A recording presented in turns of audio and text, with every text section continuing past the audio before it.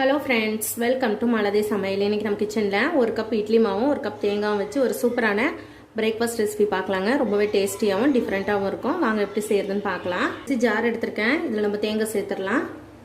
இப்போ இதோடவே ஒரு 4 ஏலக்காய் சேர்த்துடலாம். 4 ஏலக்காய் சேர்த்துட்டு ஒரு அரை கப் தண்ணி ஊற்றிக்கலாம். நம்ம எந்த கப்பில் தேங்காய் எடுத்தோமோ அதே கப்பில் 1.5 கப் தண்ணி ஊற்றி பால் எடுத்து நம்ம தண்ணி எடுத்து வச்சிடலாம்.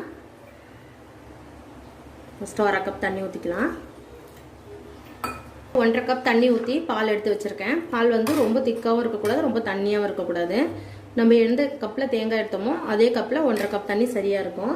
இப்போ அரை கப் போல் சர்க்கரை எடுத்திருக்கேன். இப்போ கொஞ்சம் கொஞ்சமாக போட்டு மிக்ஸ் பண்ணிவிட்டு உங்களுக்கு இனிப்பு எவ்வளோ தேவையோ அந்த அளவுக்கு மிக்ஸ் பண்ணி வச்சுக்கோங்க. சர்க்கரையெல்லாம் போட்டு நல்லா மிக்ஸ் பண்ணிட்டேன். எனக்கு அரை கப் சர்க்கரை கரெக்டாக இருக்குது. இப்போ இது இருக்கட்டும், நம்ம மாவு பார்த்துடலாம். இப்போ மாவு ஒரு பவுலில் சேர்த்துடலாம். மாவு இந்த அளவுக்கு நல்லா திக்காக இருக்கணும். இது முந்தின நாள் அரைச்சி வச்ச மாவு, லைட்டாக புளிப்பு இருக்கணும், அதிகமாக புளிப்பு இருக்கக்கூடாது. அதே போல் இப்போ அரைச்ச மாவுனாலும் நீங்கள் யூஸ் பண்ணிக்கலாம். சப்போஸ் உங்களுக்கு தண்ணியாக இருந்துச்சுன்னா ஒரு 2 ஸ்பூன் அளவுக்கு அரிசி மாவு சேர்த்துருங்க. தேவையான உப்பு போட்டுடலாம். நீங்கள் உப்பு போட்டிருந்தீங்கன்னா உப்பு போட வேண்டாம். நான் இன்னைக்கு உப்பு போடாமல் தான் வச்சுருந்தேன். அதனால கொஞ்சமாக மாவு உப்பு போட்டுட்டு நல்லா மிக்ஸ் பண்ணிக்கலாம். பிஞ்ச அளவுக்கு சோடா உப்பு சேர்த்துடலாம். சோடா உப்பு சேர்த்துட்டு நல்லா மிக்ஸ் பண்ணிக்கோங்க. இப்போ நமக்கு மாவு ரெடியாக இருக்குது. நம்ம பணியாரமாக எண்ணெயில் போட்டு பொரிச்சு எடுத்துடலாம்.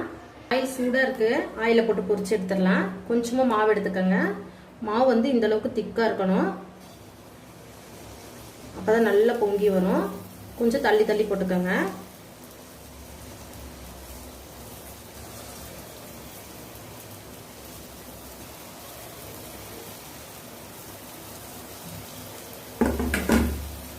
மீடியம் ஃப்ளேமில் 2 பக்கமும் வேக வச்சு எடுத்துக்கலாம். அடுப்பு வந்து நல்லா குறைச்சி வச்சுக்கோங்க. ஹை ஃப்ளேமில் வைக்க வேண்டாம். அப்போ தான் 2 பக்கமும் நல்லா வெந்து வரும். லைட்டாக ஒரு பக்கம் வெந்ததும் திருப்பி போட்டுருங்க. இப்போ 2 பக்கமும் நல்லா செவந்து வரட்டும். 2 பக்கமும் நல்லா செவந்து வந்திருக்கு. வெளியே எடுத்துடலாம்.